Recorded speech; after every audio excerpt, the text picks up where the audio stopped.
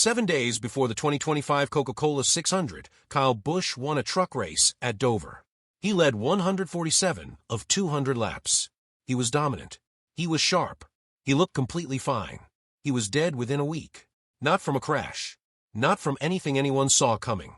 And what the 911 call revealed about his final hours, the details that were quietly obtained by USA Today, those details will genuinely stop you cold. Here's what nobody is talking about. There were warning signs. Multiple of them. And they were visible to everyone watching, including on live television. So why did nobody realize how serious this actually was? And then there's something Kyle Busch said, on camera, to a reporter not long before all of this happened. A single sentence. When you hear it at the end of this video, knowing what you know now, it will hit you in a way that's hard to describe. By the end of this video, you'll understand exactly what happened, why it happened so fast, and what Kyle Busch left behind that no championship trophy could ever capture. If you're a NASCAR fan, a sports fan, or someone who believes in the power of human legacy, this story will hit you deeply. Like this video and subscribe to our channel. We're on a mission to bring you stories like this one, and your support means everything to us. Kyle Busch had been battling respiratory symptoms for over a week before his death. At the Cup Series race on May 10th at Watkins Glen, Fox Sports reported during the broadcast that Busch was fighting a sinus cold. He radioed in during the race requesting a doctor meet him at his bus afterward, an early warning sign that something more serious was developing beneath the surface. Less than a week later at Dover on May 15th, after winning the NASCAR Craftsman Truck Series race, Busch publicly addressed his illness on video. His own words painted a concerning picture. "I'm still not great. The cough was pretty substantial last week." For a man who had spent decades racing at full throttle through pain, those words carried unusual weight. In the days that followed, the situation deteriorated rapidly. Busch passed out inside a General Motors simulator facility in Concord, North Carolina, days before the race weekend. A 911 call obtained by USA Today revealed the alarming details of his final hours. He was found on the bathroom floor, awake but in serious distress. He was coughing up blood, short breath, and running a very high fever. The caller requested emergency responders arrive without sirens, a chilling detail that underscored just how dire the moment truly was. Kyle Busch was hospitalized with severe pneumonia and sepsis. He died on Thursday, May 21st, at age 41. The family released an official statement on Saturday, May 23rd. The medical evaluation provided to the Busch family concluded that severe pneumonia progressed into sepsis, resulting in rapid and overwhelming associated complications. The family requested continued privacy during their grief. Medical experts note that while rare in otherwise healthy adults, the progression from viral pneumonia to fatal bacterial infection can move with devastating speed. Viral pneumonia can leave lungs vulnerable to dangerous secondary bacterial infections, and these bacterial infections are among the most lethal organisms medical professionals encounter. For a man who appeared publicly just days earlier celebrating a Truck Series victory, the speed of his decline was incomprehensible. The racing community was shattered. Danica Patrick described the loss as shocking and devastating, not just for the family, but for the entire racing world. "I think that we're all just shocked. We're sad. It's just something that no one expected." Her words echoed what millions felt simultaneously. Bubba Wallace walked alone to a section of the infield grass where the number 8 was printed and quietly kneeled down in a private moment of reflection before Saturday practice. No cameras were invited. No words were spoken publicly. It was raw, personal, and deeply human. Richard Childress Racing made an immediate and powerful decision. RCR announced it would suspend use of the number 8 car immediately and permanently retire it from competition, reserving it for Brexton Busch. Their official statement read, "Kyle Busch was instrumental in the design of RCR's stylized number 8 and has become synonymous with Kyle and an important symbol for his fans and the NASCAR industry.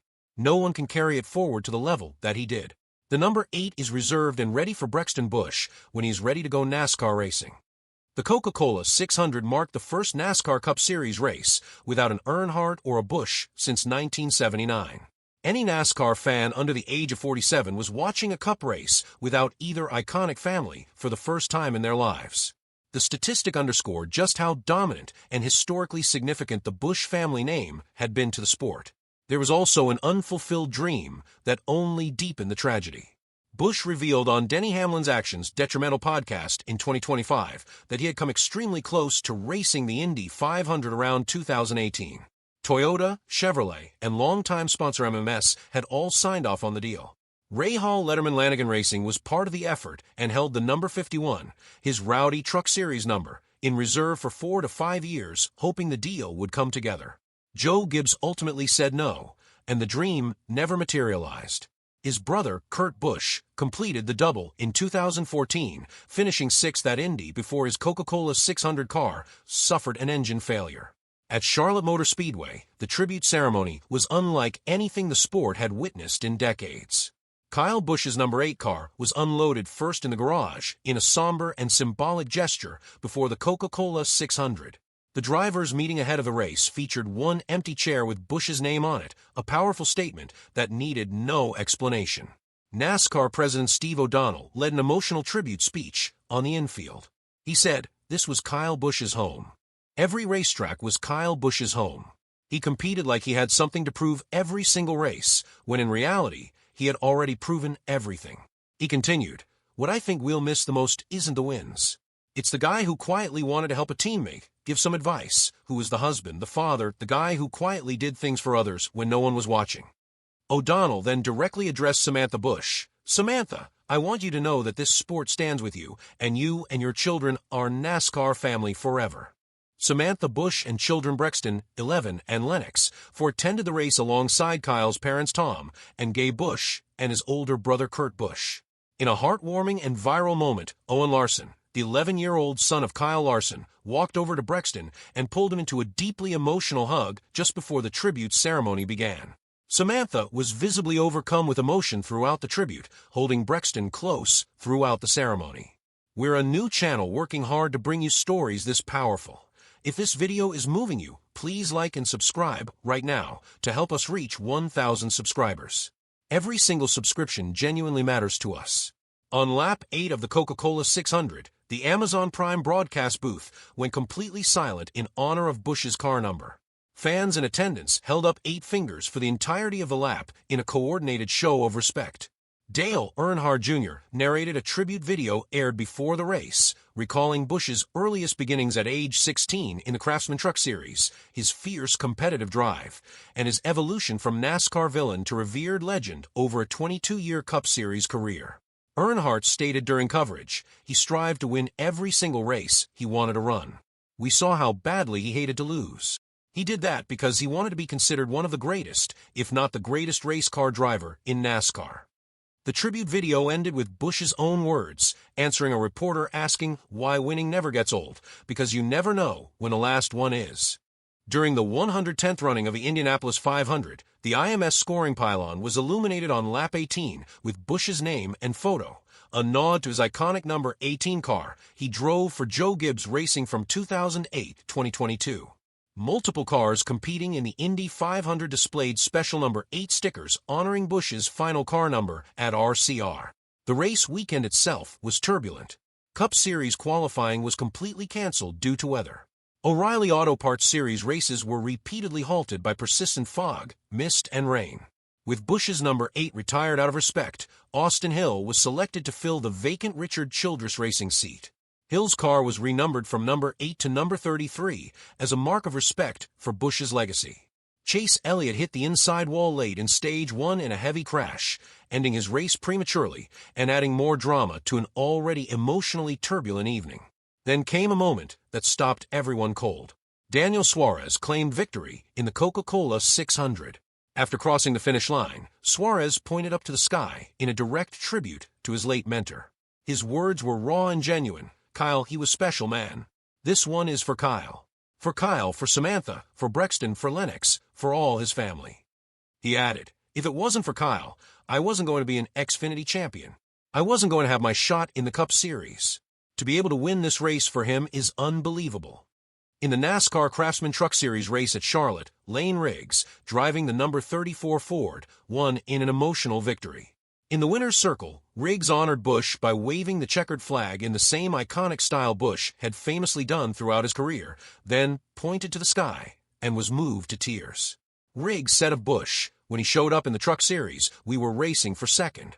He was the standard of what excellence was. Notably, the number 7 truck, which Busch had driven to victory at Dover just 1 week earlier, leading 147 of 200 laps, was crashed out by Corey Day during Stage 2, a painful reminder of how recently Kyle had been at his brilliant best. Kyle Busch was a 2-time NASCAR Cup Series champion. He raced in the Coca Cola 622 times, finishing in the top 5 on 10 occasions and top 10 12 times. He won the Coca Cola 600 in 2018 from the pole position. He began his career at age 16 in the Craftsman Truck Series, establishing himself as a prodigy from the very beginning, and drove the iconic number 18 for Joe Gibbs Racing from 2008 to 2022 before transitioning to RCR's number 8. The Charlotte weekend was not just a race, it was a farewell to one of the greatest competitors the sport has ever seen. Racing continued, as Busch would have wanted, but the sport was forever changed.